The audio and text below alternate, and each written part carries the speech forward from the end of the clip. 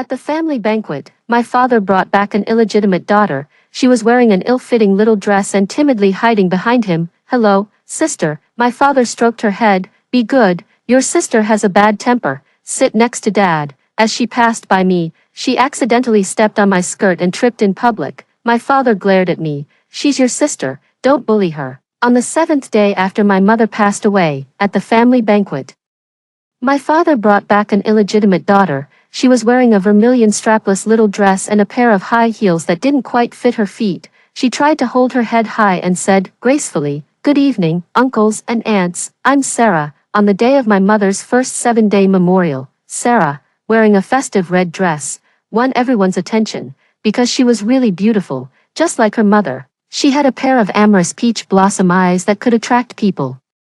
Her tone of speaking was so well-behaved that it was hard for people to feel malicious towards her. I smiled. I didn't know there would be an outsider today. I put out one less set of bowls and chopsticks. "Sister, sit next to me." My father lovingly stroked her head. "Be good, your sister has a bad temper. You sit next to dad." The place he pointed to was originally my mother's seat. The smile on my face faded, and I coldly watched them pass by me with an appearance of a loving father and a filial daughter. Suddenly, Sarah stepped on my skirt. She really wasn't good at wearing high heels. She staggered a few steps, lost her balance, and fell flat on the ground. The nanny, Lucy, happened to pass by, and red wine spilled all over her. She lay on the ground with her dress soiled, looking like a bedraggled drowned rat. She raised her head and called, "Dad, she's your sister, don't bully her."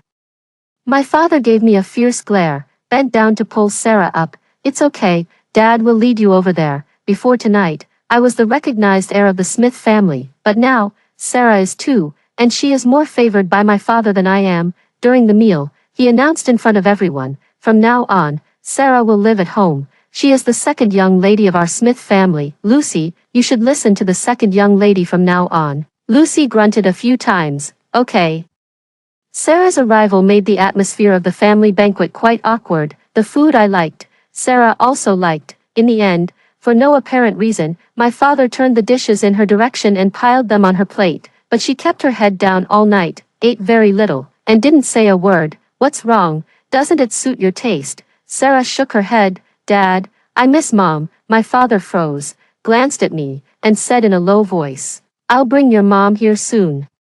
Only after hearing this did Sarah show a trace of a smile and start eating. I know her mother. Her lifelong wish is to become Mrs. Smith. She once came to our house and caused a scene. She was thrown out by the security guards. I guess she's become smarter now. Hearing that my mother is dead, she's using Sarah to play the emotional card. I gave Lucy a look, and Lucy removed her plate. My father's face turned stern. "What do you mean? She's your sister, according to my mother's rules.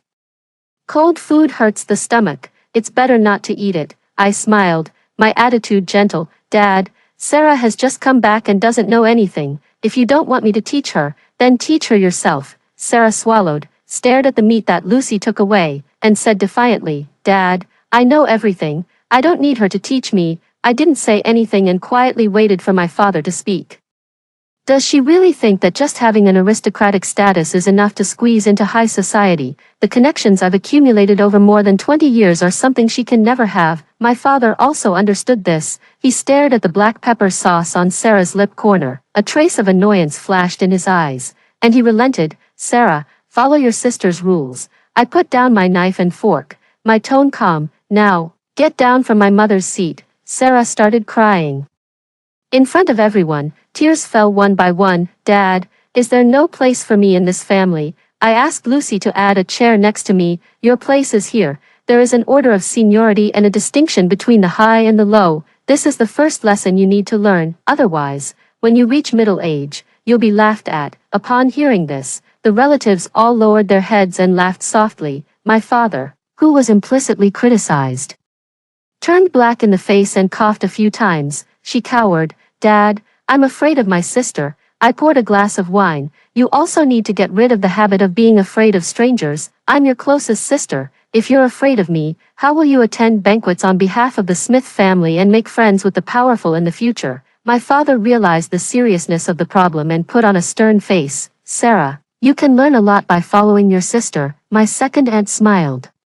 The eldest young lady is still sensible. In our Smith family, we may have to rely on the eldest young lady in the future. I curved my lips. My father doesn't have a son. If Sarah and I don't take the lead, who else can we rely on? This sentence once again reminded my father that his business empire was in jeopardy. After all, my second aunt has a son who is about to come of age. If Sarah doesn't make any progress in the future, the only one he can rely on will be me. Quickly sit over there.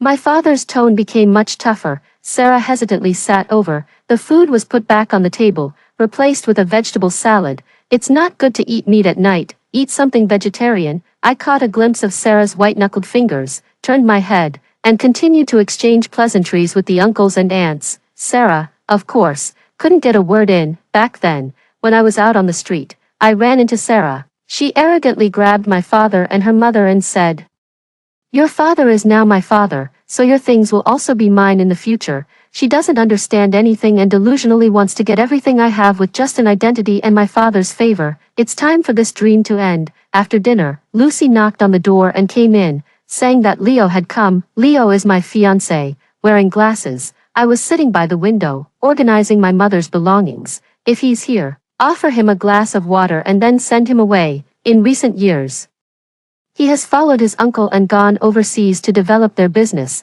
After we got engaged, we've hardly seen each other a few times. We've been in a state of doing our own things. Lucy hesitated for a long time and said unhappily, "The second young lady is talking to Mr. Leo." The corner of my eyebrow twitched. I got up, opened the door, and stood at the railing on the second floor. Looking down, Sarah had changed her clothes. She was wearing ordinary jeans, a loose white knitted sweater, and her hair was curled into waves and draped behind her. She looked pure and lovely. "Brother-in-law, I haven't been to the school my sister went to. I've always lived in a small county town. Can you teach me English?" That look of eagerness for knowledge and admiration pleased Leo very much. He crossed his legs, his eyes focused and tender. "Sure, I'm very familiar with your sister." Sarah tucked a strand of hair behind her ear, blushed, and moved closer. "Then can brother-in-law leave me your contact information?" She really is desperate. I held up my phone and took a photo of the two of them. Then I turned around and went back to my room. The next day, I carried my bag and walked into the office building of the James family group. I smoothly found the office of Leo's uncle, Spencer, all the way. After all, he is the one in charge of the entire James family. As soon as I opened the door, he was sitting in the boss chair by the French window against the light, talking on the phone with someone. The gold-rimmed glasses reflected a cold light, and even his words carried a bit of ruthlessness. I slapped the developed photos on Spencer's desk and sat across from him with my arms crossed, waiting. Spencer glanced at me, his cold eyebrows and eyes twitched slightly, and he quickly ended the call. "What's the matter?" He straightened up, with his index fingers overlapping and resting on the desk as he looked at me. "Before, when Leo and I weren't engaged yet, he called me Heidi. Now that I've become his niece's wife, he has even omitted that address." I hooked my high heels and kicked them. "Take a look for yourself." In the photo, Leo's hand was almost reaching Sarah's thigh. Spencer picked up the photo, pursed his lips, and after a while, smiled and said, "What do you want to do about it? Break off the engagement?" "As far as I can see, it doesn't seem to be that serious. There is no more cunning businessman than Spencer. Since I failed in my first business deal with him, in the following decades, we've had countless business confrontations, and he has always been in the lead, gradually becoming a business tycoon. Now, he still wants to use his nephew to lock me in so that the Smith family will submit to him. Where's the logic in that?"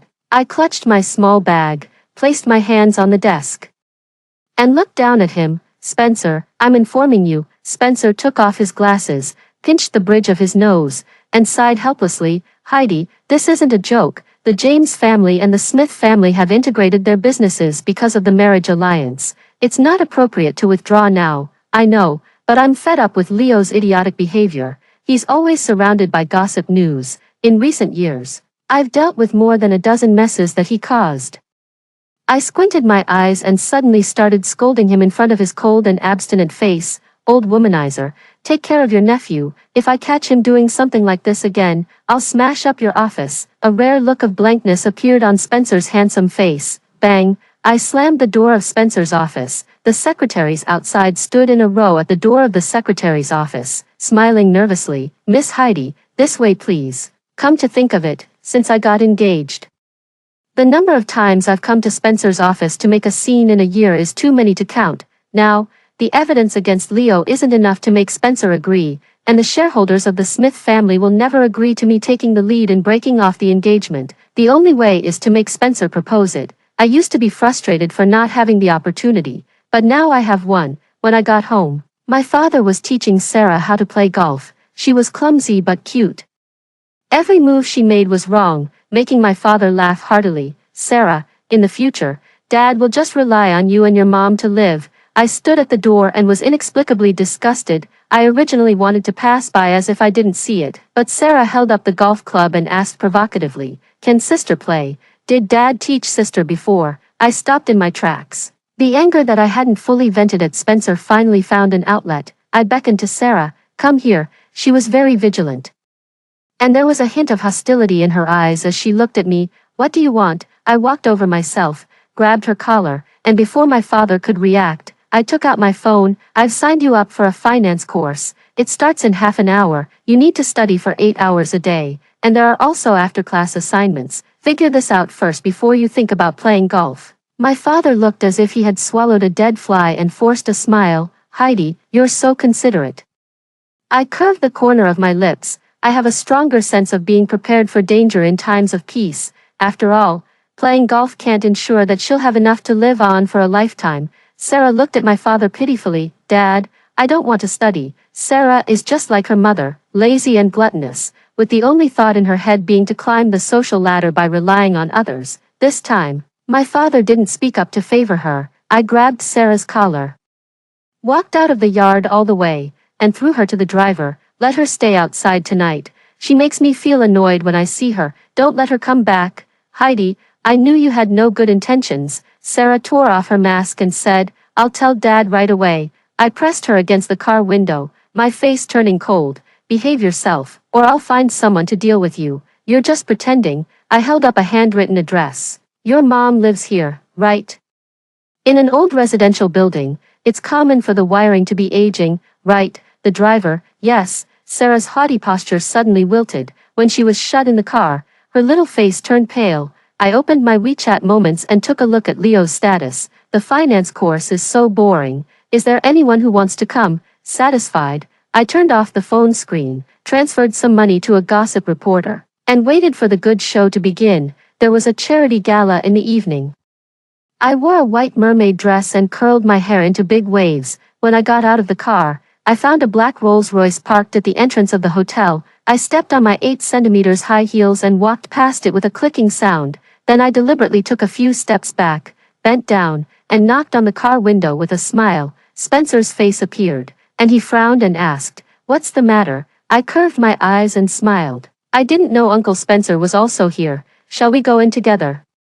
"Tonight, I've prepared a big gift for him." Just thinking about Spencer's frustrated look made me feel in a great mood. Spencer opened the door and got out of the car. With a height of nearly 1.9 meters, I felt a bit inferior in my high heels. Spencer's gaze briefly stayed on me and then moved away. "Wear more clothes next time." I pushed my curled big waves, lifted the hem of my mermaid dress, and said softly, "Take care of yourself."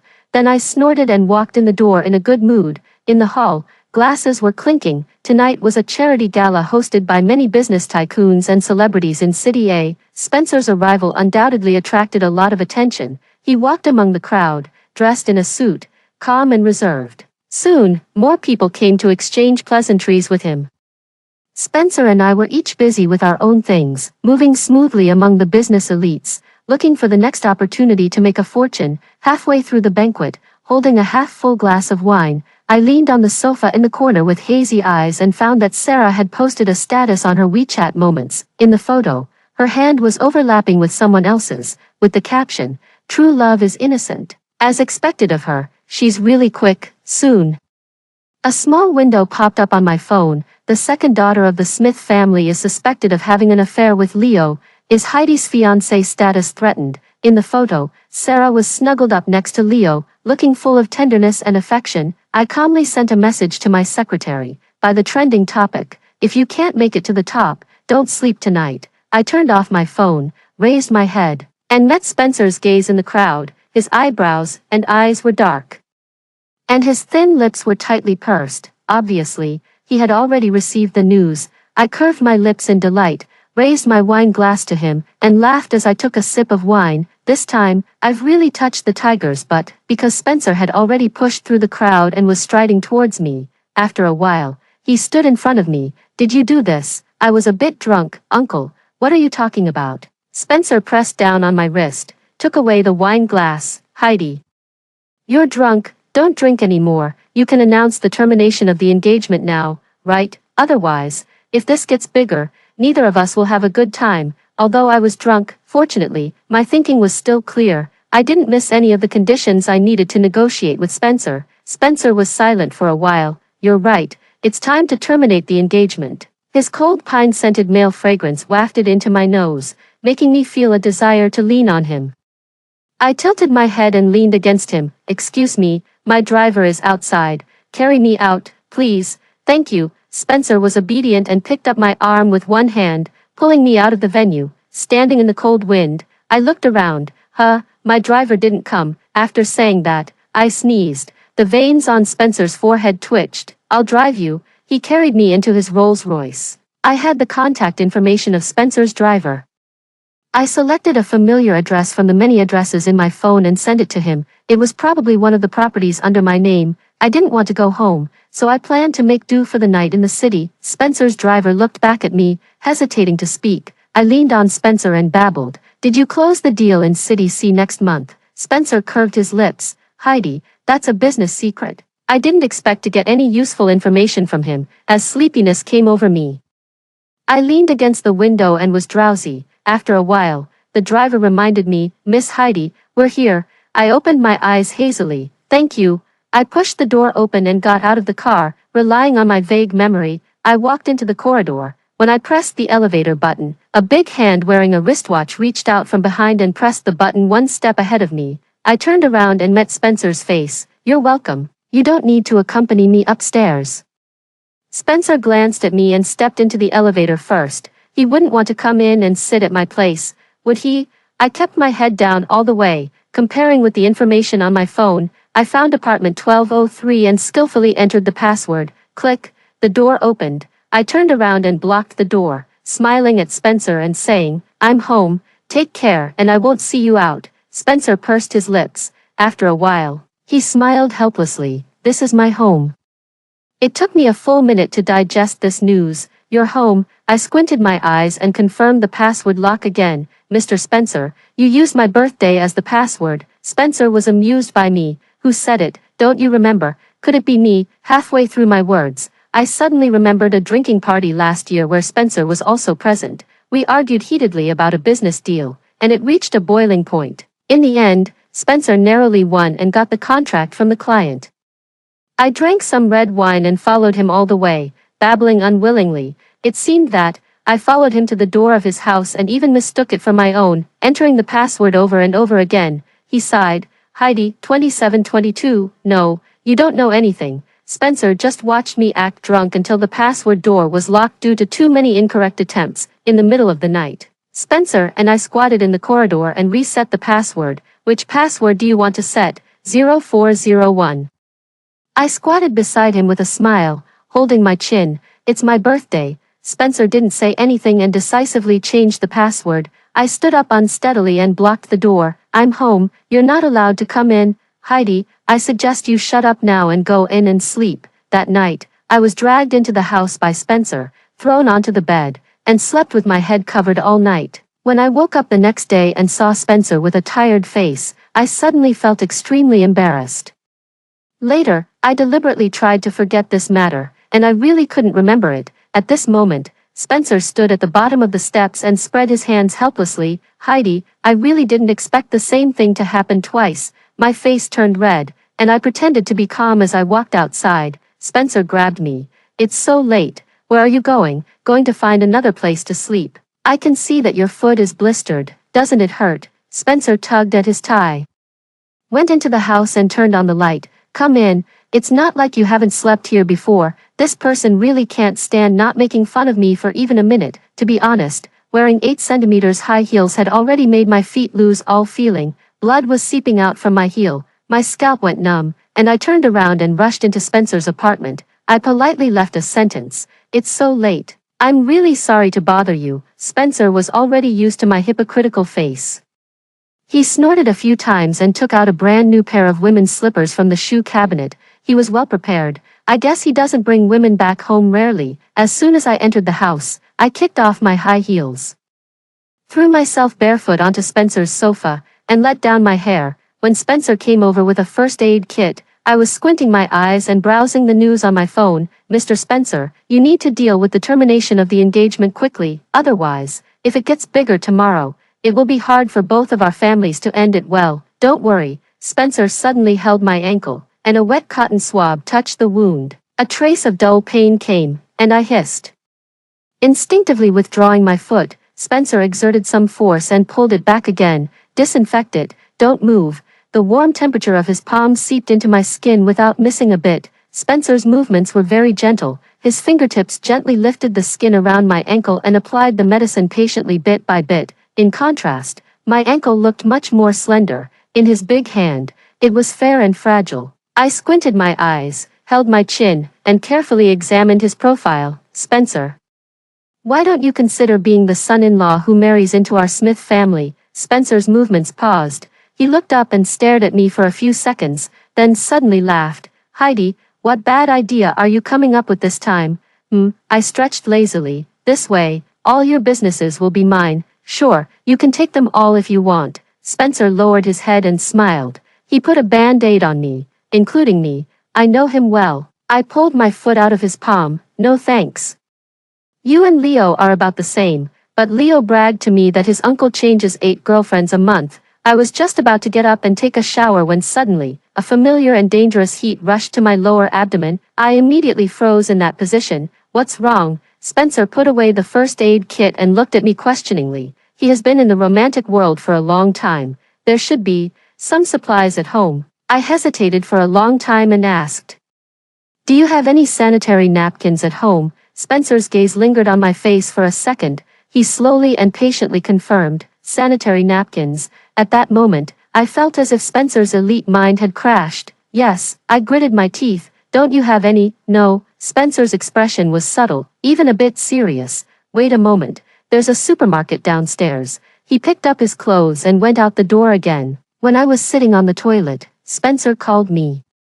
After answering the phone, Spencer's voice was tense. "Which brand?" "Any brand will do." "And the length?" I scratched my head. "The longer the better." Then, I heard Spencer turn to the salesperson and say, "Give me a pack of sanitary napkins. The longer the better, and any brand is fine." His tone was as if he was negotiating a deal worth hundreds of millions. I covered my face in despair. The salesperson had a very good attitude, but her speaking speed was a bit fast. "Sir, if your girlfriend has a heavy menstrual flow, I recommend using menstrual pants. They can prevent leakage even when she turns over, and they are very considerate and comfortable." I bet these words are unfamiliar to Spencer since he entered the business world, because after she finished speaking, Spencer remained silent for a long time. After a while, he asked, "What kind of pants?" "Menstrual pants." He took a deep breath. "I'll take them all, thank you." "Which brand would you like, sir?" "All of them, please." I was sitting on the toilet. After hanging up the phone, I couldn't help but laugh unkindly. After a while, the door of the bathroom was knocked. Then, the door opened a small crack, and Spencer's hand holding a plastic bag came into view. A large pack of nighttime sanitary napkins and various menstrual pants were packed together. It looked a bit out of place with his fair and slender fingers. I held back my laughter and said, "Thank you, Mr. Spencer, you really have seen a lot." Bang! Spencer closed the door. When I came out of the bathroom after dealing with it, Spencer was sitting at the dining table, and there was a cup of brown sugar water that had been prepared for a long time on the table. We looked at each other. I couldn't help it and curved the corners of my lips again. "Thank you." I picked up the brown sugar water and drank it slowly. Spencer suddenly asked, "What's the difference between sanitary napkins and menstrual pants?"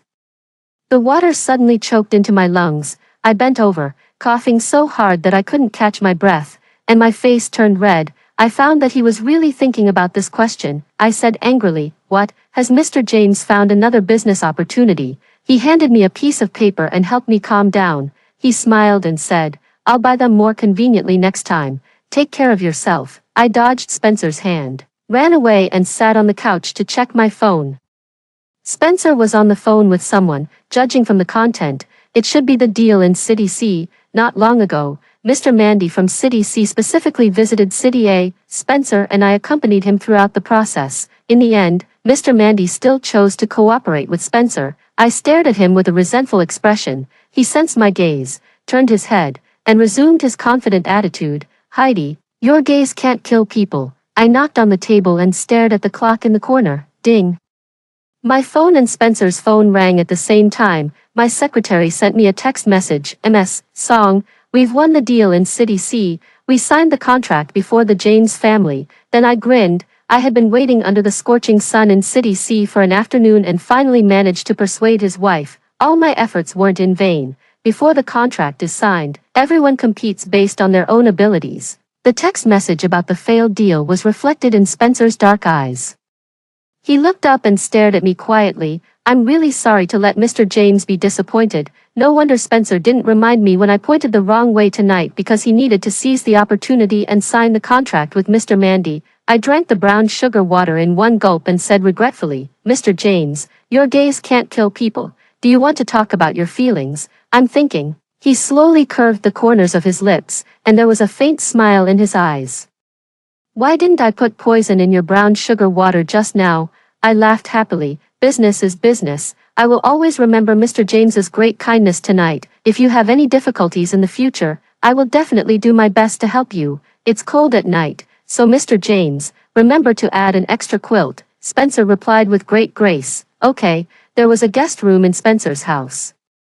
I pushed the door open and found that the decoration inside was completely different from that outside. It was more like, prepared for a girl. I smiled. Mr. Spencer, you don't have a daughter, do you? Spencer ignored my teasing. He leaned against the door of the master bedroom opposite, took off his glasses, and wiped them. It's all specially prepared for you. I'm glad you like it. On the wall of the bedroom, there was a painting of thorny roses. Spencer bought it at a high price at an auction last year. I didn't expect it to be hung here. When I opened the wardrobe, it was filled with silk nightgowns that still had their tags on. Each one was very expensive. I was really uncomfortable wearing the dress, so I casually chose one and changed into it.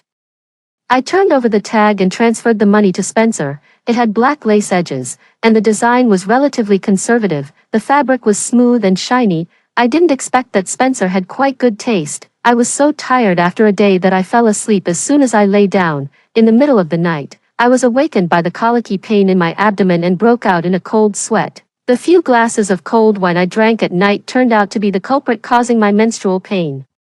I turned on my phone and found that several nearby pharmacies were closed. I had to grit my teeth and go out to pour a cup of hot water. At 2 o'clock in the morning, there was a small light on in the living room. Spencer was sitting on the sofa, with a pile of materials scattered in front of him. He took off his glasses and leaned against the sofa back, closing his eyes and resting. The light outlined his handsome profile like an axe-carved sculpture. Hearing the sound of the door opening, Spencer opened his eyes and saw me standing at the door wearing a black lace camisole nightgown. He didn't move. His gaze swept over my whole body and finally landed on my face. His voice was a bit hoarse. What's wrong? I regretted showing off in front of Spencer before going to bed. I said embarrassedly, do you have any painkillers? The intense colicky pain made me see black spots in front of my eyes. I leaned against the wall, trying to make myself look normal and not too embarrassing.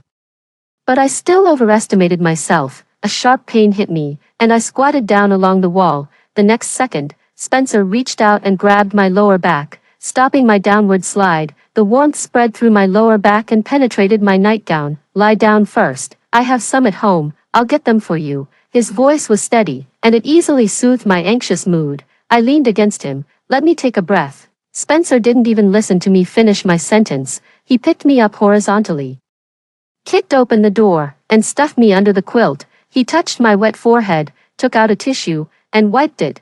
Then he went to the living room and brought a brand new box of ibuprofen and a cup of hot water. Get up and take the medicine. Thank you. I can do it myself. I was sweating, and my nightgown was tangled around me, making it difficult for me to move. Spencer pressed the capsule to my lips. Open your mouth. I couldn't resist him, so I opened my mouth and held the capsule.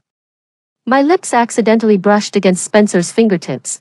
They were warm and a bit rough. He lowered his eyes, handed me the water, and helped me swallow the capsule. I drank a bit too quickly, and the water spilled all over me. The water droplets slid down my collarbone and all the way into my nightgown. Spencer's gaze froze slightly, and he turned his head away. Change your clothes later. I'll be outside. Call me if you need anything. After saying that, he walked out in a hurry and closed the door. The painkillers took effect quickly. I had a good sleep. Early the next morning, I was woken up from my sleep by unexpected guests outside the door. Uncle, I don't like Heidi. Sarah is understanding, cute and sensible. Anyone with eyes would like her. I don't interfere in your feelings, but your engagement with Heidi has been cancelled. I hope you behave yourself in the near future. Spencer instructed coldly, in the middle of last night. My engagement with Leo had already been terminated, after a night of fermentation. Probably no one didn't know about it. The next second, Sarah's voice came, Uncle, I'm also a daughter of the Smith family. In the future, I will have a share of the Smith family. I'm no worse than my sister, Leo, and I really love each other. She really is like a lingering ghost. I took out a shawl and wrapped it around myself, then opened the door and walked out. From the moment I appeared, Spencer's eyes seemed to stick to me. He watched me walk past Sarah and Leo and sit down beside him. I rubbed my sore neck, yawned, and turned my head to look at the two stunned people, smiling. Oh, what a coincidence. You didn't change your clothes from yesterday at all. So you two had an affair outside all night. Spencer glanced at me and quietly pulled the shawl for me. Leo's expression gradually changed from surprise to disgust and anger. Can you speak properly? What do you mean by having an affair? Before the engagement was cancelled, you were flirting around outside. What else would you call it? What about you, Heidi? Do you have the nerve to talk about me? Oh, you slept with my sister, and I slept with your uncle. It's very fair. I leaned against Spencer. After all, it's not only you two who can arrange a marriage alliance. Be good and call me aunt. Spencer raised the corner of his lips and didn't object. Leo was incredulous. Uncle. What kind of woman is she? You, Leo? Spencer interrupted him, his tone calm. If you can't speak properly, I can send you back to the old house to learn. Leo's face turned black, and he didn't dare to say a word. Sarah clenched her fists, as if she had made up her mind. Uncle, I admit that it was wrong of me to snatch my sister's fiancé, but Leo and my sister had no feelings before. Anyway, we need to arrange a marriage alliance. Why can't it be me? After saying that, she didn't forget to lecture me. Sister, no matter how angry you are, you can't joke about your own chastity. My mother said that a girl should know how to respect and love herself. I got up and poured a glass of water. Sarah continued, you should be faithful to one person. Although I'm an illegitimate daughter, I'm not promiscuous. I dare say that I'm cleaner than most girls. I held the cup. Are you done? Sarah's face was red, glowing with the elation after a hearty outburst. As if her identity as an illegitimate daughter who had endured humiliation for years had finally been vindicated today, I smiled. Thank you, your nonsense stinks. After saying that, I splashed a glass of water in Sarah's face. Amid her shrill screams and cries, I picked up the coat on the sofa, wrapped it around myself, and gracefully put on my high heels. Mr. Spencer, please ask your nephew to send my sister home safely later. I had a great time last night. Thank you for your hospitality. Spencer said, Heidi, you haven't had breakfast yet. The rest of his words were blocked inside the door, so I didn't know that after I left. Spencer looked at the steaming breakfast on the table, and his face gradually cooled down. Miss Song, are you done?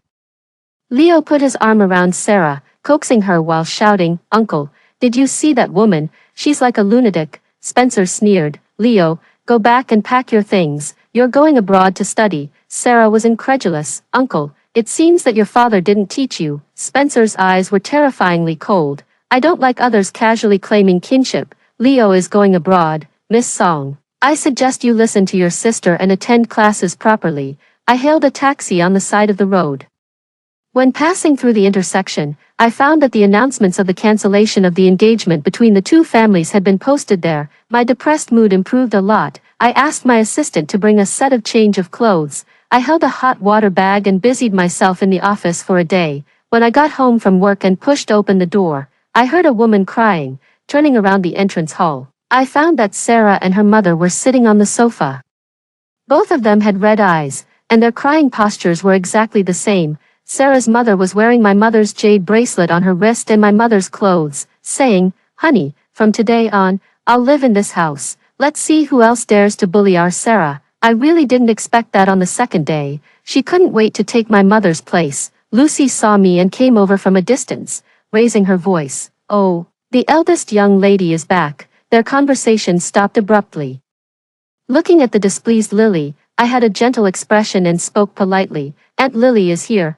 Why didn't Sarah tell me?" The words that Lily was about to say to pick a fight got stuck in her throat. She opened her mouth and said stiffly, "Heidi, I haven't seen you for many years." It had been many years since we last met. Back then, when my mother was away, Lily squatted beside me and said, "Your father will abandon you and your mother sooner or later."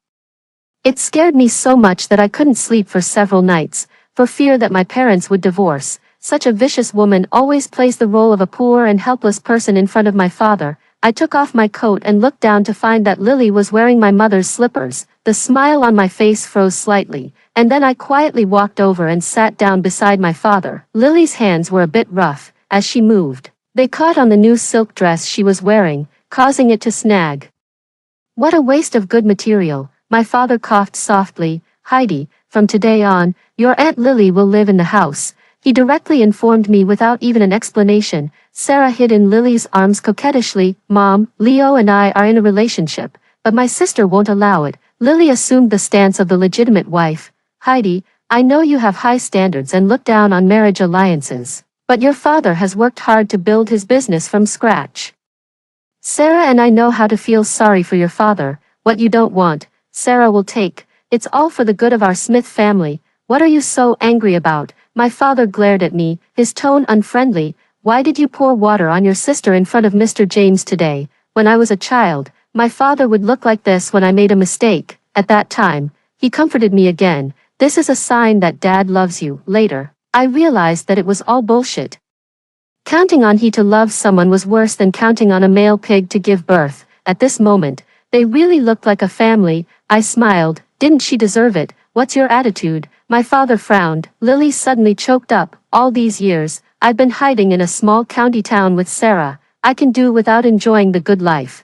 But Sarah is different. She's still young. The education you've received, she's never even seen. I just want Sarah to have a place to stay." "Is that so difficult?" My father seemed to be reminded of something sad. "Lily, I'm sorry to you and our daughter." The anger that I had managed to keep relatively calm suddenly flared up. He felt sorry for Lily and Sarah. Did he feel sorry for me and my mother? I clenched my hands, my tone calm. "Spencer called off the engagement because Sarah caused a scandal, snatched my fiancé, and it was made known to everyone by the entertainment reporters. Last night, Sarah publicly posted on Moments. True love is innocent. Dad, you should know how much this will affect our family if it gets out." My father flipped through Moments.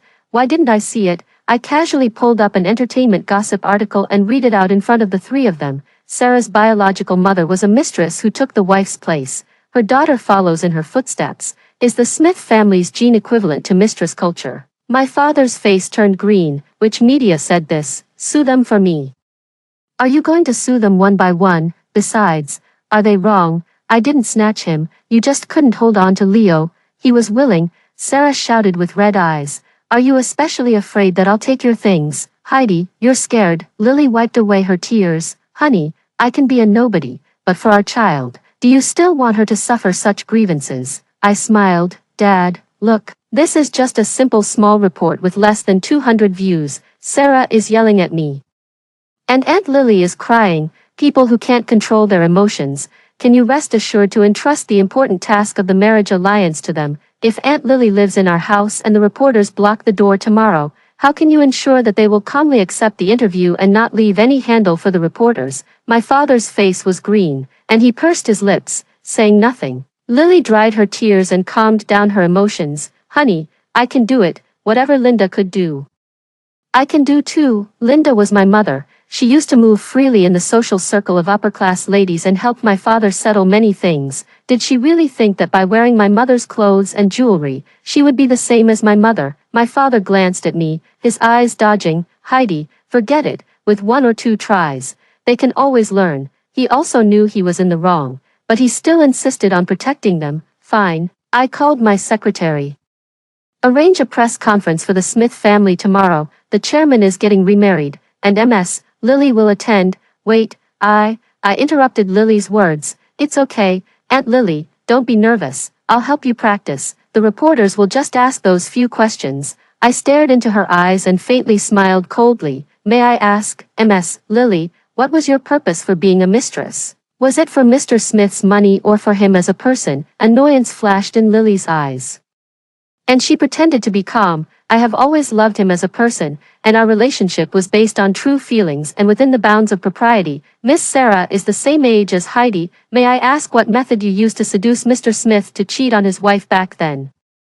Lily's face turned pale, and my father also frowned and tightly clenched his fists. How do you understand the word whore? What's your opinion on Sarah's identity as an illegitimate daughter? Lily was shaking all over. How do you explain her interference in other people's relationships? Did you teach your biological daughter to be a mistress? Stop, stop. Lily's voice was shrill. She picked up the teapot and threw it at me. I didn't dodge. My forehead was hit with a big bump. And the skin was broken. Sarah had long since started crying, covering her ears and sobbing softly. I was still smiling. Finally, I turned my gaze to my father. May I ask if the Smith family is publicly promoting mistress culture? This goes against the Smith family's brand concept. How do you explain this? Scandal to the public. Enough. My father slapped the table, breathing heavily, with veins bulging on his forehead. I silently covered my forehead. These are all the interview drafts sent by the reporters. Aunt Lily, today you injured me. Tomorrow, are you going to injure the reporters? My father values his reputation. My mother worked hard and tirelessly for him for so many years. As soon as you enter the house, are you going to ruin it all? My father had already noticed my injury, and a trace of shallow heartache flashed in his eyes. Heidi, are you okay? Blood flowed down between my fingers. I ignored it and continued, Dad. Ask yourself, have I been bad to Sarah? I signed her up for a finance course. She turned around and hooked up with Leo, and even went to Spencer and demanded that the person for the marriage alliance be changed to her. You know better than me what kind of person Spencer is, changing the decision overnight and making fun of him. In the future, how will our family stand in City A? My father's face changed immediately. He turned around and stared fixedly at Sarah. You little rascal. What did you say? It seemed that Sarah only reported selectively. She said that in the future, she will have a share of the Smith family. She's no worse than me at all, and she's more suitable for the marriage alliance than me. I leaned back and let Lucy deal with my wound. In a place where my father couldn't see, I showed a provocative smile to the mother and daughter, adding, she also said, that your will eventually have her name on it. You're lying, Heidi, you're slandering me. Sarah jumped up angrily. Lucy spoke up in a timely manner, interrupting Sarah's words. Oh, eldest young lady, didn't you go to the temple a few days ago to get a talisman for Sir? I smiled. I lost my mother. In the future, the only relative I can rely on is my father. I hope he lives a long and healthy life. My father is getting old and has started to pay attention to health preservation in recent years. One person wishes him dead, and the other wishes him alive. He knows which words touch his heart. He asked Lucy, where's the talisman? Lucy took it out of her pocket. The day before yesterday, sir, when you went to pick up the second young lady, the eldest young lady went. She even caught a cold when she came back. His expression relaxed, showing some guilt and remorse. Heidi, I looked at the time, feeling extremely annoyed. I sighed, Dad, I hope you're well. Honey, no, Lily was crying bitterly. I don't want them to talk about me like this. Sarah refused to be outdone. Dad, she made it all up. I didn't. The continuous crying in the living room was very annoying. He impatiently interrupted Lily and Sarah. All right, I still have to go on a business trip. You two stay quiet at home. Leave the company matters to Heidi. After saying that, my father left without looking back. The roar of the car drowned out their crying, until the car drove away. I took out a tissue and wiped away my tears. Lucy, strip her, before Lily could react. Lucy led several other people to rush up and press her on the sofa. Lily's angry screams came from the crowd. Heidi, let go of my mother. I smiled and grabbed Sarah. That bracelet alone is worth 700,000. She's not your mother. She's just a thief who came to the house. You're lying, Lucy. Call the police. By the way, retrieve the surveillance in my mother's bedroom and hand it over to the police together. Lily's eyes turned red with anxiety, and she screamed hysterically. Little bastard, I'm your father's wife. What in this house isn't mine? My face darkened. I walked over and slapped Lily. Open your dog eyes and look. In this house, except for Sarah, nothing else is yours, you unfilial daughter. Slap. I slapped her again, grabbed her hair, and forced her to look up at me. I smiled slightly. Aunt Lily, I'm sorry for the poor hospitality. You just came, and I have to send you to jail. Please forgive me. When the police came to the door, Sarah was so frightened that her face turned pale. She had never seen such a big scene before. Lily shouted at her heartbreakingly, "Call your father." Sarah fumbled and dialed several times, but she couldn't get through. I stood aside with my arms folded, watching, and kindly reminded her, "Sarah, Dad is abroad. You need to make an international call." Sarah was stunned. She didn't know how to make an international call, in the end. She could only watch helplessly as Lily was taken away by the police. Sarah broke down. "Heidi, I'm also Dad's child. This is a fact that neither you nor I can change. I know you have a prejudice against me, but ask yourself, if I had received the same education as you since childhood, would I be like this now? You just have a higher starting point than me. Your ability may not be stronger than mine. Since I was a child, I have always been the first in my class.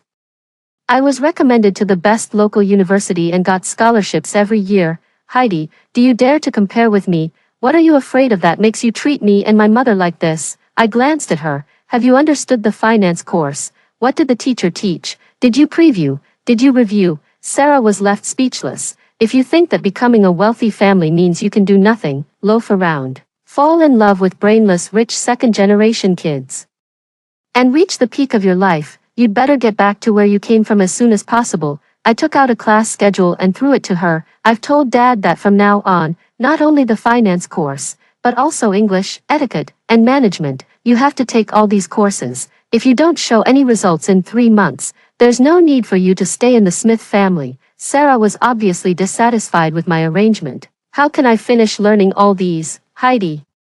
Stop lecturing me with your superior attitude." But she didn't know that this was how I grew up since childhood. I didn't want to hear another word from Sarah. "Lucy, keep an eye on her. If she doesn't listen, call my dad directly." After saying that, I drove away from the villa. The night wind made me much more sober. I parked the car in front of a bar and threw the car keys to the parking attendant. The bar has a VIP membership system, so there are relatively fewer people. I sat at the bar, ordered a glass of orange juice, and propped my head up, quietly listening to someone singing. The light was dim, and the exciting music hit people's nerves. I sat alone, thinking of the hardships my mother had endured over the years, and my heart felt stuffy. My mother accompanied my father to build the family business from scratch, but he had been having an affair from the very beginning. Later, my mother worked hard for many years and got gastric cancer. I accompanied her through the last few months. Frank Smith never came to see her even once. There are many people I want to hate, but in fact, the person I should hate the most is him alone. I rubbed my forehead wrapped in gauze. It hurt a bit when the glass of orange juice was empty. I got up and was about to leave when suddenly someone blocked my way. "Oh, Heidi, what a small world." There was a somewhat gritted teeth tone in that voice. I looked up and saw Leo standing in front of me with his hands in his pockets and a glass of wine in his hand. Behind him, a group of young people were gathering together to create a disturbance. "Sister-in-law," Leo snorted. "Is she worthy of being your sister-in-law? She should look at what kind of person she is." "That's right. She's not as understanding as yesterday's sister, otherwise, call her out to play again." It seemed that in their eyes, Sarah was just someone they could play with casually. In their malicious laughter, I got up and left. Unexpectedly, Leo blocked me at the exit. "Heidi, apologize to me." The rest of the people surrounded me, making it clear that I couldn't leave unless I apologized. "Sorry," I said earnestly, then tried to dodge, but Leo still didn't move aside. "What are you sorry for?" I took a deep breath. "I'm sorry for catching you cheating, being promiscuous, and seducing my sister." Leo's face darkened. He grabbed my collar and raised his fist. "You're courting death, Leo." At a critical moment, a mature male voice full of oppression came from behind. Leo's movement froze. He turned around and saw Spencer standing at the door with his hands in his pockets, coldly staring this way. He was hidden in a corner where the chaotic light couldn't reach, casting a long and slender shadow. The people who had been making noise immediately fell silent and immediately made way. I forced apart Leo's fingers, pushed him away and walked out. When passing by Spencer, I didn't say a word. The evening wind blew in, lifting the hem of my coat. After walking a certain distance, Leo whistled behind me. Heidi, next time you fish for men, remember not to come to my turf. No one likes a woman like you. I suddenly stopped, looked up at the deep night sky, took a deep breath, took 2 steps back, and turned to walk toward Spencer.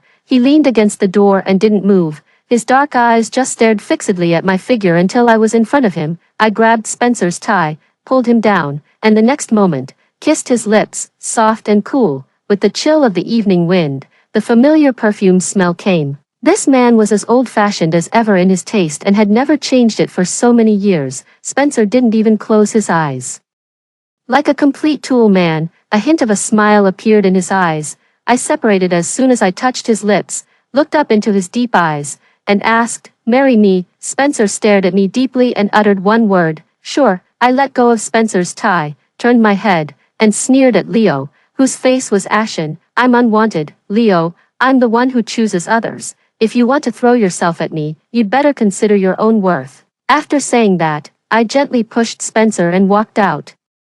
Wrapping my coat tightly, Spencer's back hit the wall. He got up, winked at the person next to him, and someone picked up Leo and dragged him away. Spencer's footsteps came from behind. We walked in silence, one in front of the other for a while. Amid the staggered footsteps, Spencer suddenly said, "Was I used by you just now?" I stopped by a small flower bed, turned around, and said, "What, do you charge for a kiss?" I was in a bad mood, so my tone was harsh. My forehead started to hurt again.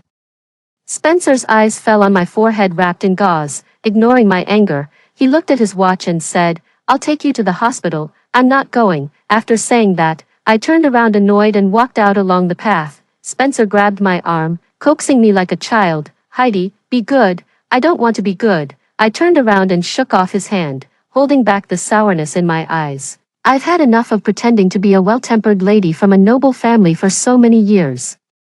I didn't cry at my mother's funeral. When Sarah came to the house, I couldn't make a scene either. Just now, Lily was wearing my mother's clothes and jewelry, and I had to rack my brains to drive her out. I was so angry that my whole body was shaking. "Spencer, I don't even have a place to be angry. I just wanted to quietly drink a glass of orange juice. But I was bullied by your bastard nephew. I'm so fed up." Spencer was stunned, staring blankly at me going crazy in front of him. I wiped the tears on my face and threw my handbag into Spencer's arms. "I warn you, if you say another word to me, I'll beat you up." After saying that, I cried pathetically. A look of panic flashed in Spencer's eyes. He held the handbag for a long time before taking out a handkerchief and handing it to me. Without saying a word, I cried for a full 5 minutes. Finally, I sat on a bench by the roadside.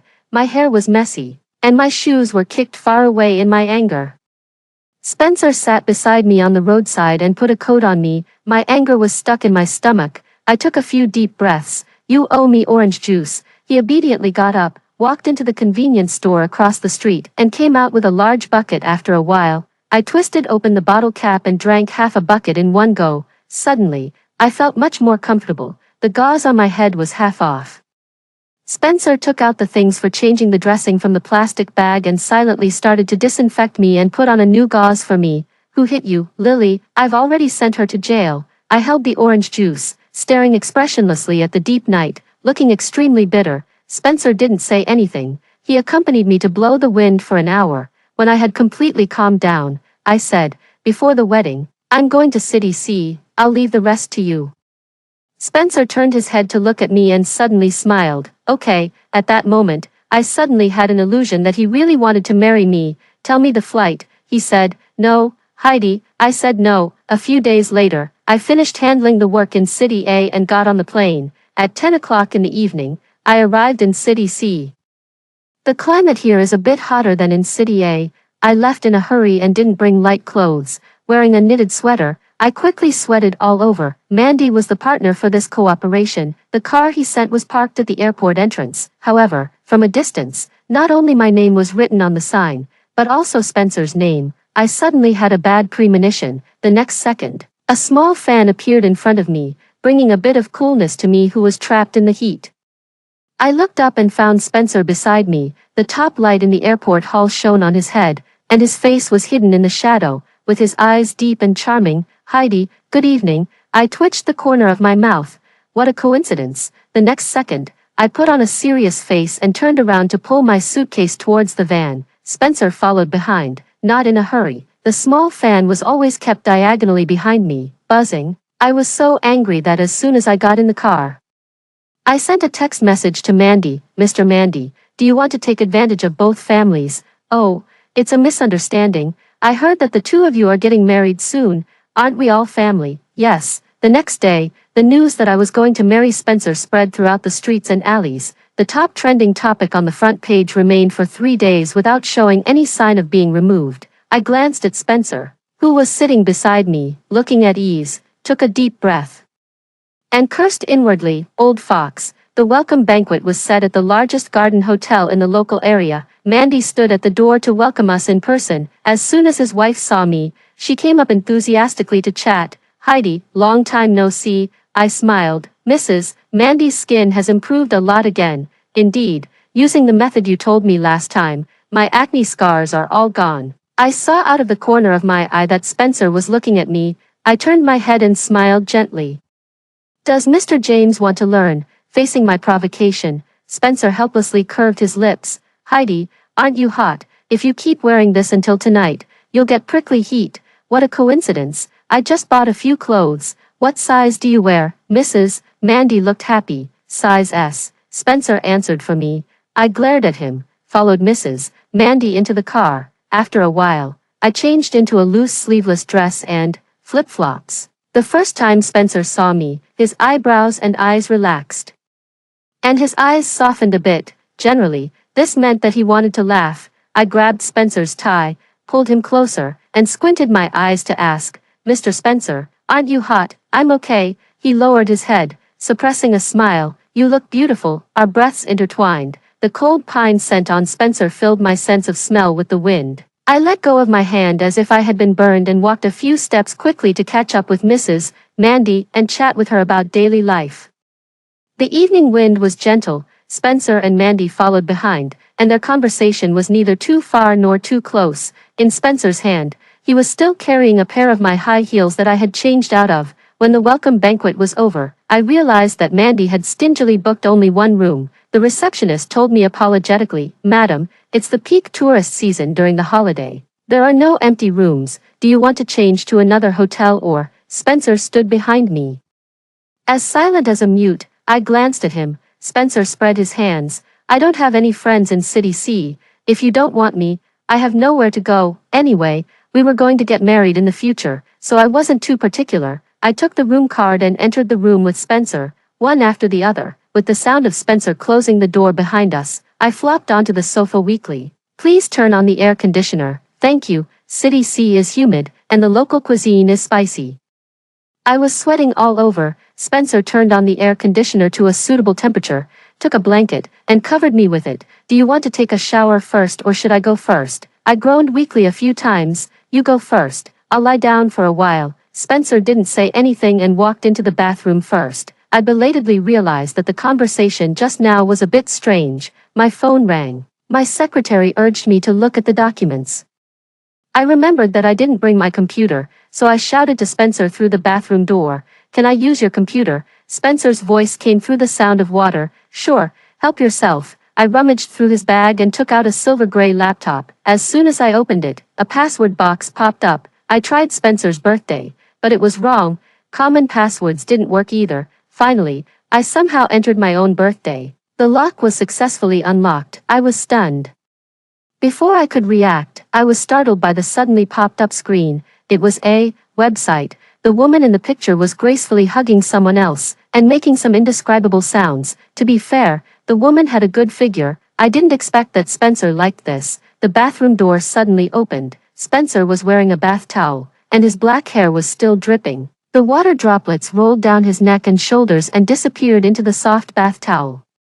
He received a call and was talking about business on the phone. I tried to press the volume button, but it didn't seem to work. He walked halfway, saw my strange expression, and his conversation stopped abruptly. The next second, he walked to the computer. After a brief moment of stunnedness, he suddenly covered my eyes. There was a sound of closing the laptop. I curled up in the chair, being hugged by him. My back was tightly pressed against his chest, which was wet.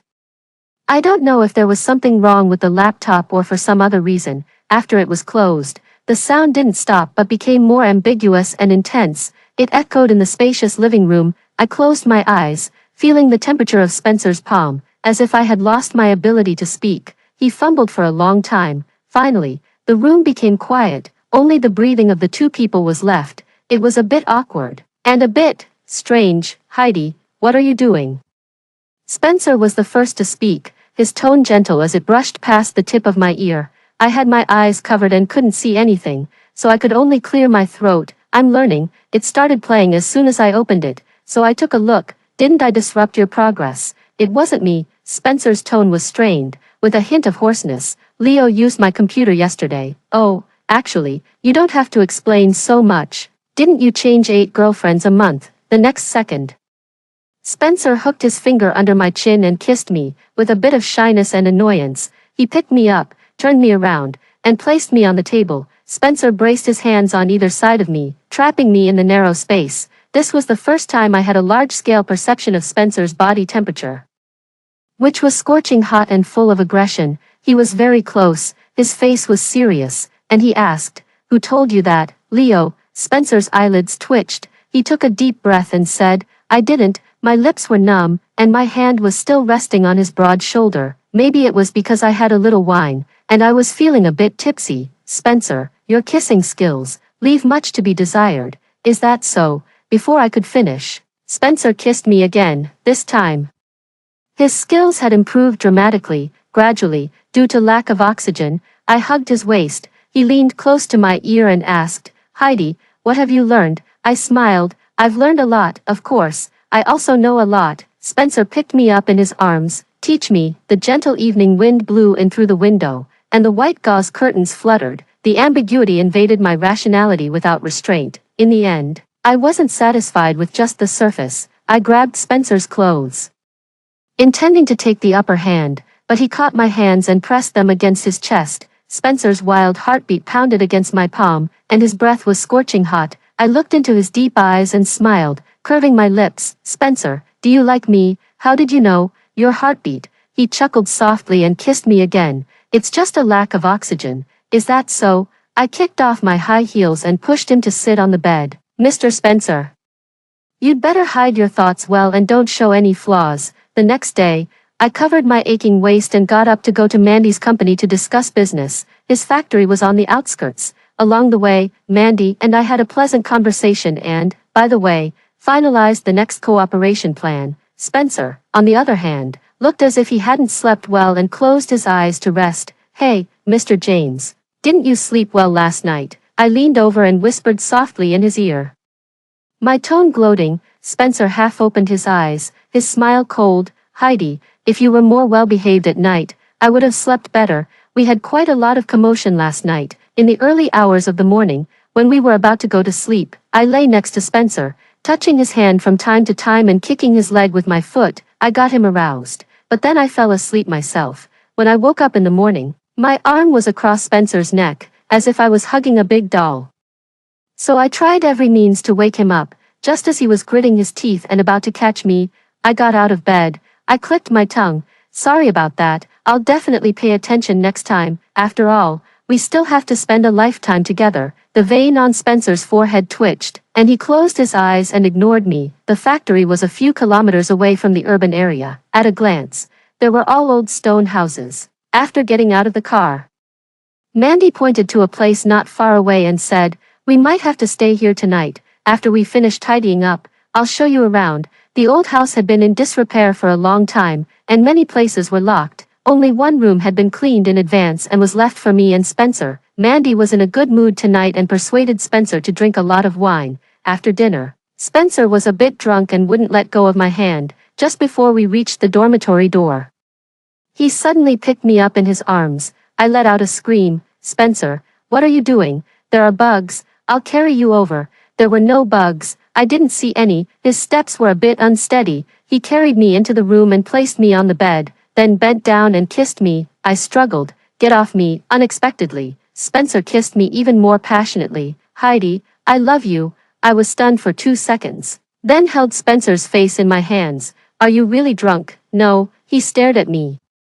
I'm perfectly sober. My heart was suddenly flustered, and I pushed him away, panting, go brush your teeth and wash your face. Spencer smiled and obediently went out to wash up. I found a toothbrush and ran to the other end. When I came back, Spencer was already sitting on the bed. Heidi, it's time to sleep. I looked at the narrow bed. Do you want to sleep on the outside or the inside? On the outside. You're not very well behaved when you sleep. I took off my coat and crawled into the quilt. Spencer waited until I was lying down properly before lifting the quilt and lying in. The bed, which was originally quite spacious, seemed much more cramped after he got in. It was cold at night, and suddenly having someone beside me made it a bit warmer. The bed was smaller than I had imagined. Spencer and I were squeezed together, and it was even difficult to turn over. It was already dark, and everything around was quiet. With only the moonlight shining in through the window, Spencer's warm breath landed on my ear, making it a bit itchy. About half an hour later, my whole body was stiff, so I tried hard to turn over. The moment I raised my head, my lips touched something soft, cold, and smooth, along with the slight mingling of breaths. A jolt of electricity instantly spread throughout my body, stirring up the throbbing buried deep in my heart. I froze immediately. Spencer didn't move. He just slightly raised his chin and pressed it against my forehead. His voice was hoarse. Heidi, what's wrong? I held it in for a long time. Can you give me a massage on my waist? The long period of staying in one position made my waist ache unbearably. Moreover, there was a wall right behind me, and my own hands simply didn't have enough room to reach back. As soon as I finished speaking, the base of Spencer's palm pressed against my lower back. The warmth seeped into my skin through the thin shirt. His movements were gentle and slow. The force of his pushing pressed me closer to him, squeezing out the last bit of space between us. A trace of heat climbed up to the tips of my ears. My mouth was dry, and I licked my lips. My voice was a bit hoarse. No, a little higher. Okay, is it here? Spencer's voice was low, like aged wine in the quiet night. Ah, I shuddered and nodded. That's the spot. Be a bit gentler. He smiled softly. Okay, I'll pay attention next time. With his gentle massage, sleepiness came over me. Spencer kissed me softly. Good night, Heidi. I didn't sleep very soundly, especially when a violent shaking came. I was awakened with a start. Bang, the roof fell down, creating a commotion. Spencer put clothes on me and pulled me to the corner. Heidi, there's an earthquake. My groggy sleepiness disappeared completely. City C is located on an earthquake belt. But I didn't expect that I would be so unlucky to encounter it this time. The stone house had been in disrepair for a long time. Almost as soon as the earthquake started, the doorway collapsed. Spencer and I could only huddle in the corner and wait for the earthquake to stop. However, the stone house was more fragile than I had imagined. Spencer protected me in his arms as stones kept falling down one after another. I tried my best to protect his head, and my breathing became a bit rapid due to fear. Heidi, I'm here. Don't be afraid. Spencer always gave me the feeling that he was in control, as if even if the sky fell, it wouldn't be a big deal. When the first earthquake stopped, the original stone house was completely unrecognizable. There was a small opening diagonally above us, and the moon shone in through the hole. Spencer made a quick decision. Come on, step on me and climb out.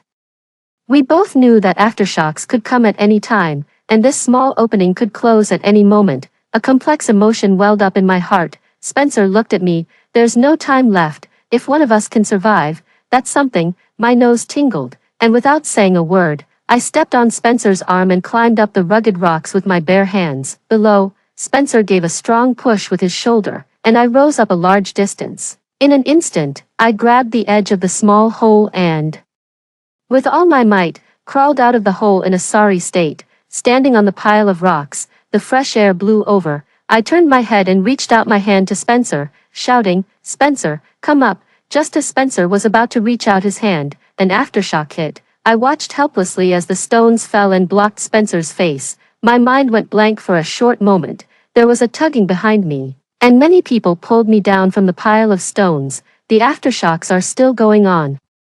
We can't rescue him. Come down quickly. Then when will the rescue start? There's still someone down there. I don't know. The rescue team hasn't arrived yet. Don't be in a hurry. It doesn't matter. I broke free from others. I'll rescue him myself. Miss, don't be impulsive. Your arm is scratched. He sent me out first. I have to save him. I struggled violently and shouted desperately towards the pile of rubble. Spencer, you better stay alive. I'll dig you out, in the end. I don't know who gave me an injection and tied me up in the corner. Wave after wave of aftershocks continued without end. I watched helplessly as the original ruins changed again and again. I sat in the temporarily set up tent, feeling icy cold all over. The doctor beside me was talking to Mandy. She's not in a stable emotional state now. You must keep a close eye on her and don't leave her alone. I heard that the rescue team was blocked on the way.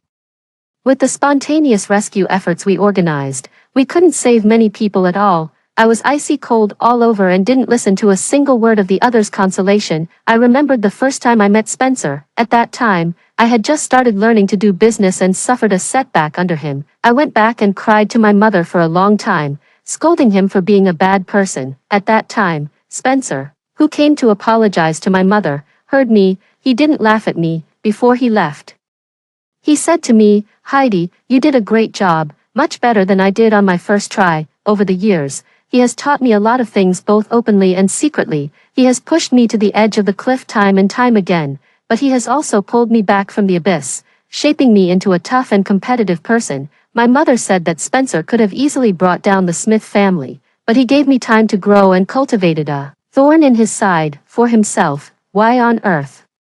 The remaining workers in the factory searched from night till dawn. When the aftershocks ended, they ran over and said, "We seem to hear someone knocking on the pipes just now, but the space inside is narrow. When the rescue team arrives, it will still take time to break through the ruins. We need to find a way to send supplies in and, by the way, determine the exact location. But the hole is too small, and none of us can get in. What should we do then?" I stood up and said, "I'll climb in and send the supplies." Everyone looked at me. "Miss, it's very dark inside, and the location is also uncertain." "I know." I quickly put on a safety helmet and dressed myself. "I'm not afraid. If Spencer died, I wouldn't have the face to go back and face the elders of the James family." They gave me a supply bag, a flashlight, and tied a rope around my waist. I squeezed through the small hole with all my might and crawled forward along the only passage. The building structure inside was in a mess. During the process of my crawling, I scraped my skin, and in the narrow places, I even had to use my hands to push aside the obstacles. "Spencer," I called his name all the way as I crawled forward. Gradually, the space became narrower and narrower. I didn't know how long I had been crawling, but the light from the hole disappeared, leaving only the impenetrable darkness. I took a breath and suddenly shouted at the top of my lungs, "Spencer, say something, damn it." Dong. A dull and heavy knocking sound faintly came. My spirit lifted, and I suddenly had a direction. "Spencer." Dong dong. There were two more knocks. They were very faint, but they were enough to rekindle my hope. I crawled in the direction of the sound. The knocking sound became stronger and stronger. Finally, after I removed a stone, a narrow space was revealed. Spencer was lying there and smiled at me. "Heidi, you shouldn't have come." His face was covered with blood and grayish-white soil, and his voice was a bit weak. Suddenly, I felt all my strength drain away. I lay on the stones and raised the walkie-talkie. "The person is still alive. Move about 4 meters in the direction of 45 degrees northwest from the hole. Turn left at an angle of 30 degrees. And go down about 2 meters. A voice came from the other end of the walkie-talkie. "Received. We are the search and rescue team. Please conserve your strength." My nose tingled, and I handed the supply bag to him with difficulty. "I repay kindness. I said I would save you, and I won't break my promise." Spencer took it, his voice hoarse. "Heidi, my leg is pinned underneath." I choked. "So, think about the marriage again." I don't know why, at a time like this, he was still thinking about the marriage. I silently unscrewed the bottle cap and brought the water to his lips. Spencer said, "I'm serious. I didn't crawl for so long to listen to your nonsense.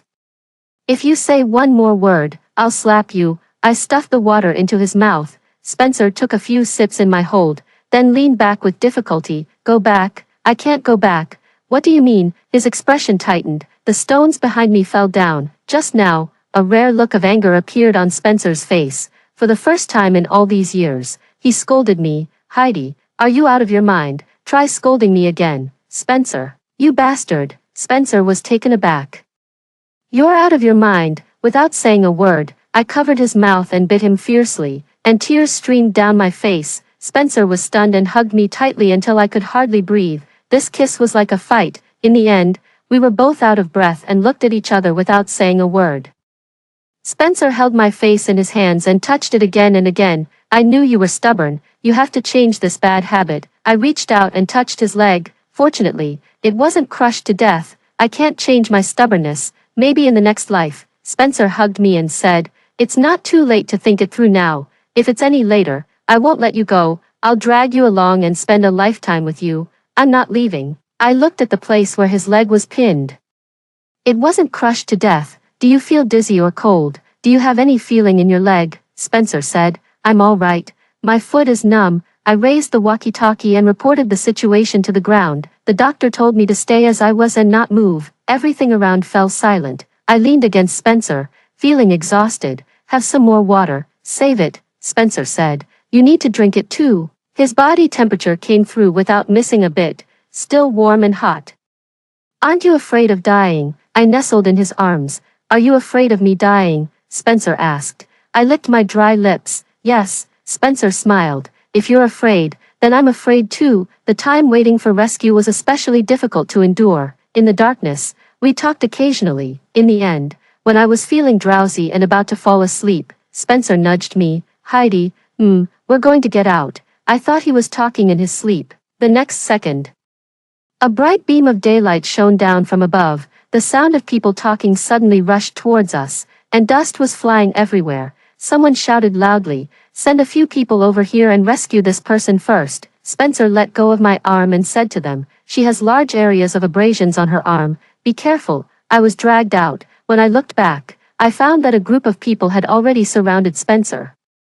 The sound of the cutting machine and the sound of knocking on the stones mixed together. Before I could react, a black cloth was suddenly put over my eyes. "Doctor, the wounded is here. There are large areas of abrasions on the legs and arms. The elbows and knees are more serious and there is an infection. Please come and deal with it. There is also a crush injury later. Director Lee has already led people there." "Okay, you guys go and deal with the crush injury. That's more dangerous.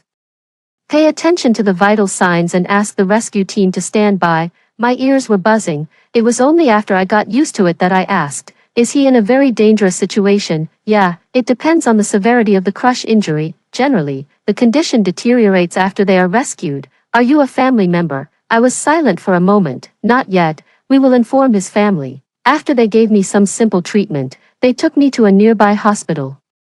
It was already a week later when I could get out of bed. During this period, I called Spencer many times, but his phone was always turned off. The news spread to City A. Many people said that Spencer and I had died in the earthquake. My father rushed back from abroad urgently and directly brought Sarah into the company. On this day, I packed my things and went through the discharge procedures. Mandy called me, "Ms. Heidi, my hometown has suffered a disaster this time. And the factory has also stopped production. Our contract, it doesn't matter. Save people first. After things get back to normal, we'll still do business as usual." There was a choke in Mandy's voice. "Thank you." He was extremely busy over there. The earthquake had a wide impact area. I went to the disaster relief site, wanting to say goodbye to Mandy. Unexpectedly, the huge square was filled with disaster relief tents. Passing by a supply point, there was an argument going on.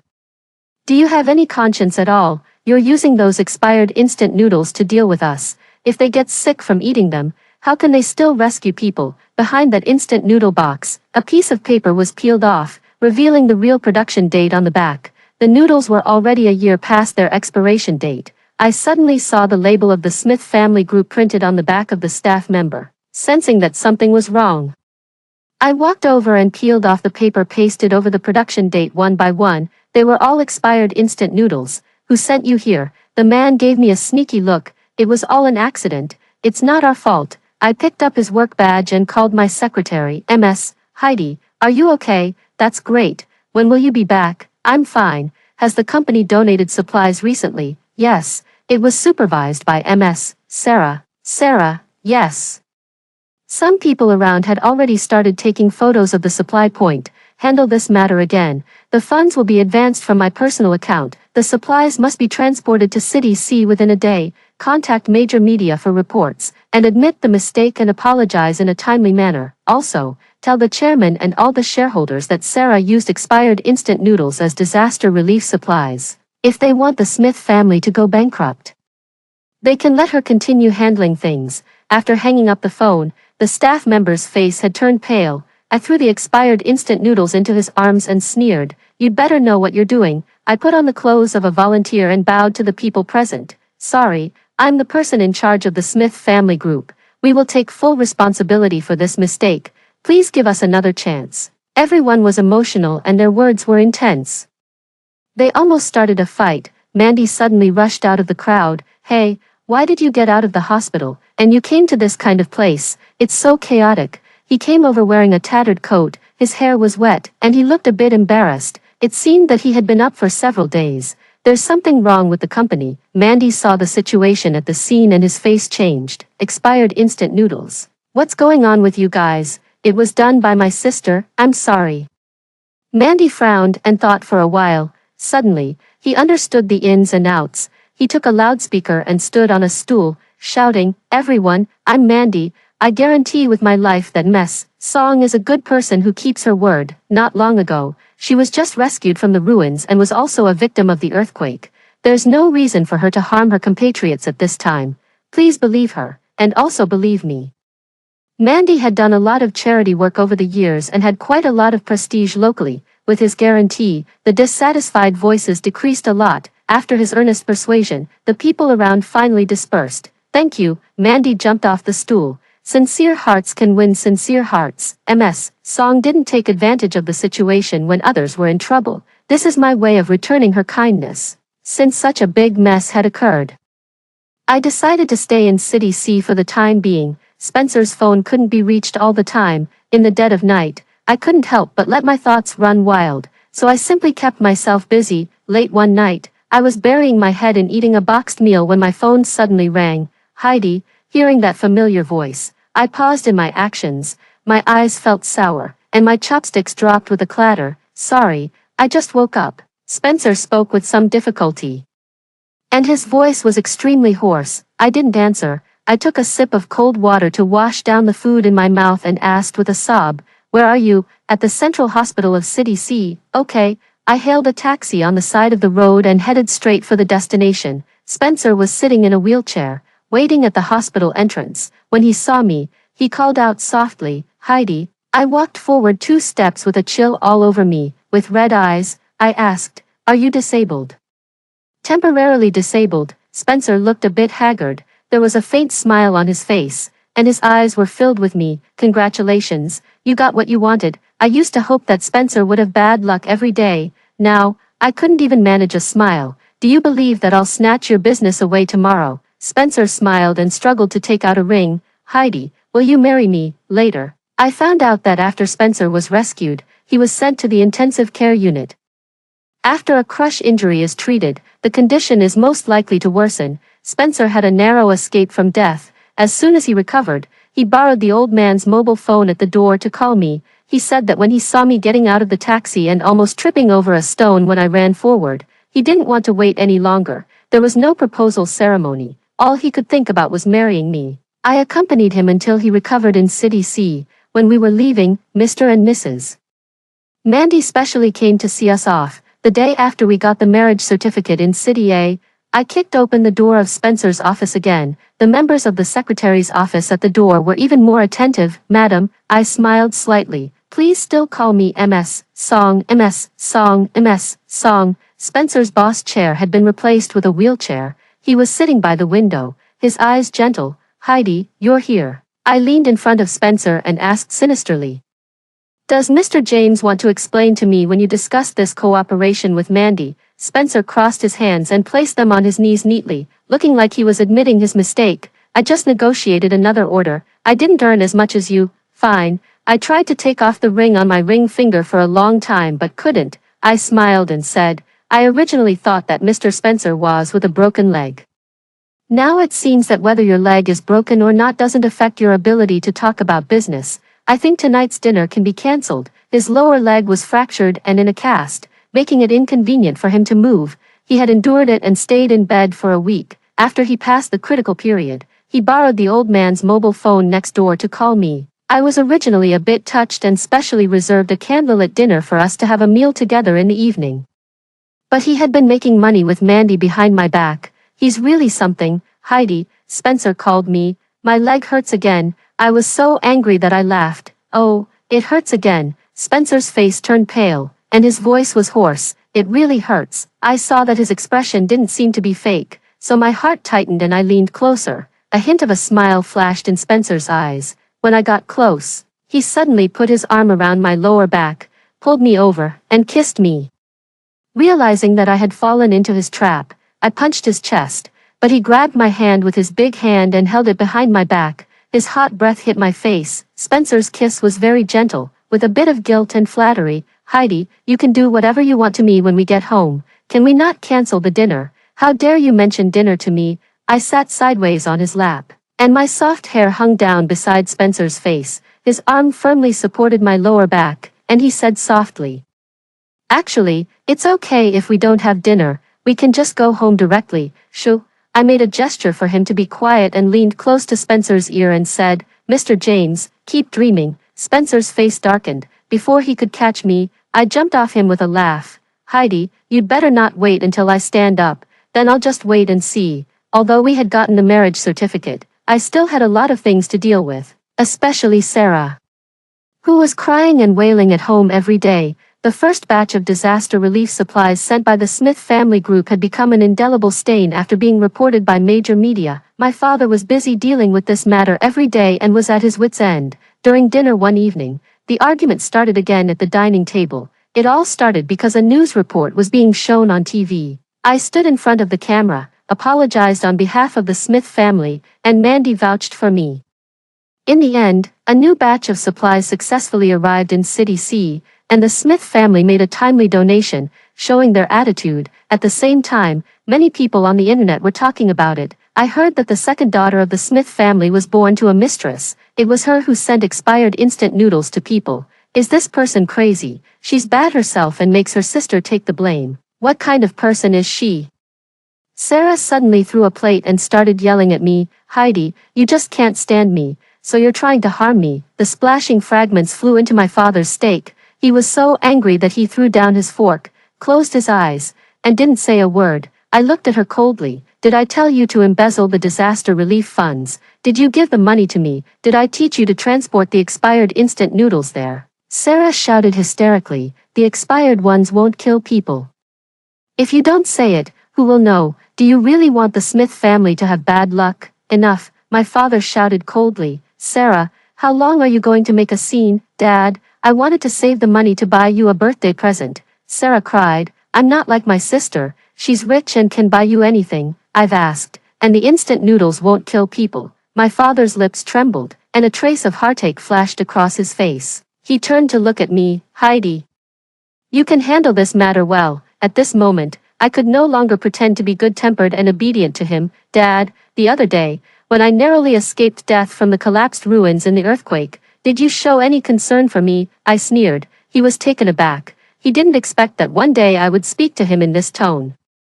I threw the napkin on the table fiercely, pushed the chair back, and stood up. When I was at the disaster relief site, being criticized by the people and bowing my head to apologize for Sarah, did you ever ask me if I felt wronged? Before the 7th day after my mother's death, when you brought the child of your mistress home and let her sit in my mother's seat, did you ever feel guilty towards my mother? The more I spoke, the louder my voice became. In the end, I threw the plate on the ground with a bang, and it shattered into pieces. "Frank Smith, you're selfish, short-sighted, vain, and arrogant. You're not a kind father. Now, what right do you have to ask me to clean up the mess for your illegitimate daughter?" My father was so angry that his face turned pale. He pointed at me. You, what do you want to say? Unfilial daughter. I laughed. "That's right, you're right. I was frightened in the earthquake and planned to take a vacation.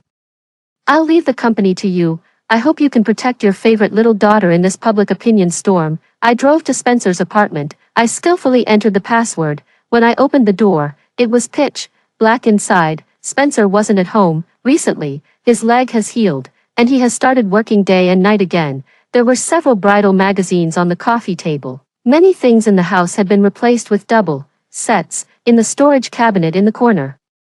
There were piles of sanitary napkins. He was already prepared to welcome my move in at any time. I didn't turn on the lights. After taking a shower and changing into a nightgown, I went straight into Spencer's master bedroom. This was the first time I had entered. The moonlight shone through the window. There were 2 pillows on the bed, and it was very spacious. Suddenly, the sound of someone entering the password came from behind. I leaned lazily against the wall, standing behind the door. Waiting for the person to enter the room, Spencer changed his shoes, and his footsteps gradually approached. The moment he pushed open the bedroom door, I hooked his collar and said, "Don't move, this is a robbery." Spencer's movement paused. The next second, he chuckled and said, "Are you robbing money or robbing my looks?" I took out a black card from his pocket and threw it aside. "Both. I advise you to be honest. No one will save you even if you shout your throat out tonight." Following my strength, Spencer turned around and sat on the bed. His gaze slowly slid over my clothes. His Adam's apple bobbed. "Heidi, I'm sure this is a shock rather than a pleasant surprise. You'll know later." I was feeling stuffy in my heart, so I didn't have much patience. I roughly took off his tie and pushed him onto the bed. Spencer smiled and said, "Heidi, you've come to take your anger out on me." The bright moonlight shone on his tall and broad figure, casting a hazy silver glow on his face, making him look gentle and handsome. Without thinking, I pounced on him. "Stop talking nonsense. Do as I say, okay?" That night, Spencer and I stayed up all night. I was on vacation. When I woke up, it was already 5 o'clock in the afternoon. The afterglow of the setting sun shone in. I stretched until the soreness in my waist lessened. Then I put on Spencer's shirt and got out of bed to stroll around. I thought he would go to the company, but unexpectedly, he was having a meeting with someone in the study. I paused. In Spencer's gentle gaze, I walked closer and turned my head to look at the computer screen. Only the audio was on. Spencer made a gesture for me to be quiet. Suddenly, I got interested and sat in his lap, lowering my head to kiss him. The voice on the computer screen continued, "Mr. James, what do you think of this project?" I maliciously bit Spencer's lower lip, not allowing him to speak. Spencer pulled over a shawl and covered me with it. The next second, he curved his lips. The other end of the computer suddenly fell silent. I realized something was wrong and suddenly turned around. I found that in the center of the huge screen, I was leaning in Spencer's arms, tightly wrapped in the shawl, with a crimson blush on my cheeks. He had actually turned on the camera without me noticing. Several senior executives forced a few laughs. MS, song, what a coincidence, you're here too. Ha, ha, I got up in a hurry and kicked him hard. Spencer winced in pain and let out a hiss. He smiled at the screen and said, "Sorry, my wife was here just now, you can continue."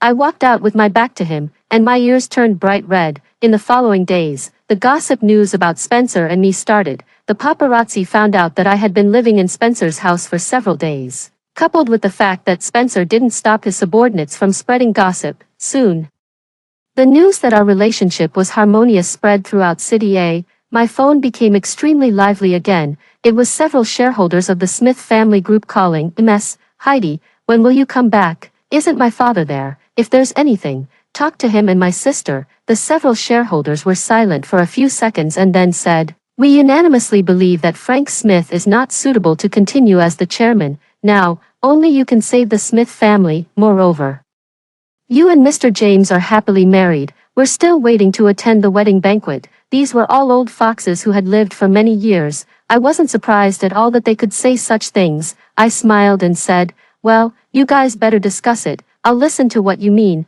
When winter arrived, the Smith family held a shareholders meeting. Because my father was stubborn and protected Sarah, he put the Smith family in anstorm, causing heavy losses and facing unanimous opposition from the shareholders. In just a few months, his hair had turned much whiter. I replaced him as the new chairman. Because of this news, the public's criticism of the Smith family decreased a bit. Outside the meeting room, Sarah rushed over and was stopped by the security guards in front of me. "Heidi, why are you destroying my family? Let my mother go." Standing in the crowd, I suddenly thought of Lily, who I had called the police on and had arrested. I looked at Sarah with some pity and said, "I will hire the best lawyer to make her pay the due price." The lawyer had told me that this matter simply depended on how I wanted to handle it. Speaking seriously, it could be dealt with as theft. A jade bracelet worth $700,000, plus the evidence that she entered my mother's bedroom to steal, was enough for her to stay in prison for a long time. I said,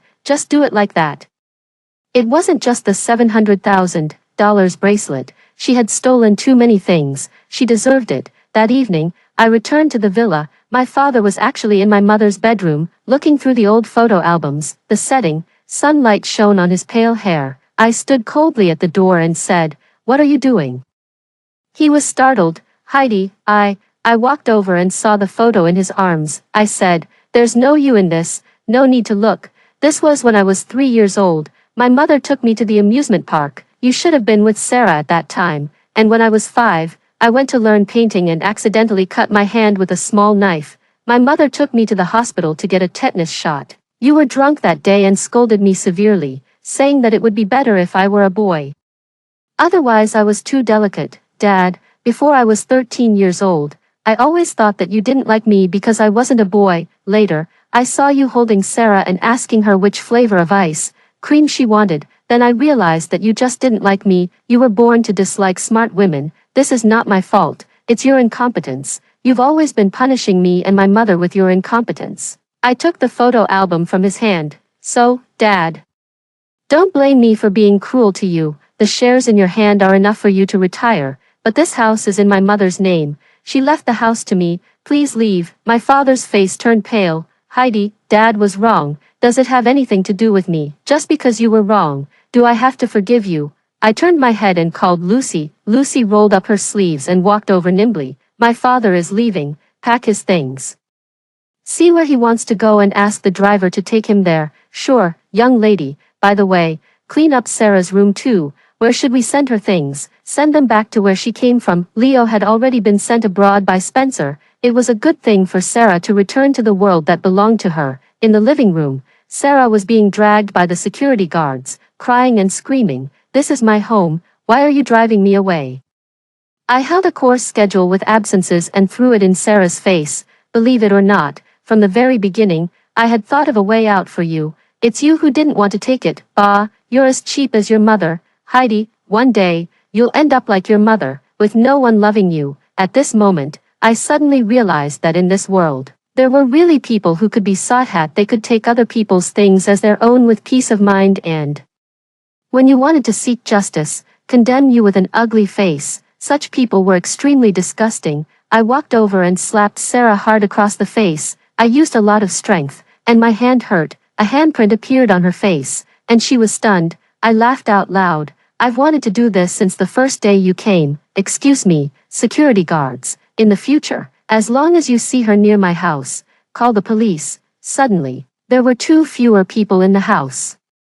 And it felt much emptier, but it wasn't desolate. Instead, it was much quieter and more peaceful. Lucy put out my mother's portrait again and wiped it. "Madam, don't worry, the young lady is doing well. She's married to Mr. James." Did my mother know Spencer before? I suddenly remembered that Spencer and my mother had dealt with each other before. Lucy nodded. Yes, Mr. James's sister and Madam were classmates. So at the beginning, she asked Mr. James to take care of you. That night, when Spencer came to pick me up, I kept staring at him. Spencer smiled. "Heidi, you're acting strange." I cleared my throat. "It's nothing. Come to think of it, we seem to be of different generations." "No, really," Spencer hummed and said firmly. "No, something's not right. Your sister and my mother are classmates. You're of my uncle's generation." Spencer's eyelids twitched. "Who told you that?" "An old cow eating young grass. A beast." "Did you like me from the very beginning?"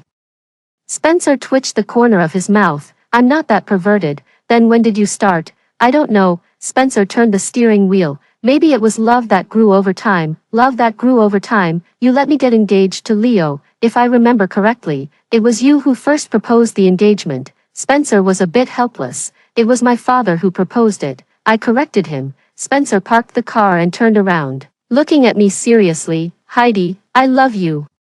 But I'm not sure if you love me." I was stunned. My heart rate suddenly accelerated, and my cheeks turned red uncontrollably. The word love was too difficult to say. For so long, Spencer had said it to me, but I had never been able to say it. Under Spencer's gaze, I opened my mouth and tried hard for a long time, finally squeezing out, "Except for you, I haven't been with anyone else." Spencer was taken aback, and then a happy smile appeared on his face. "Okay, I know, Heidi loves me."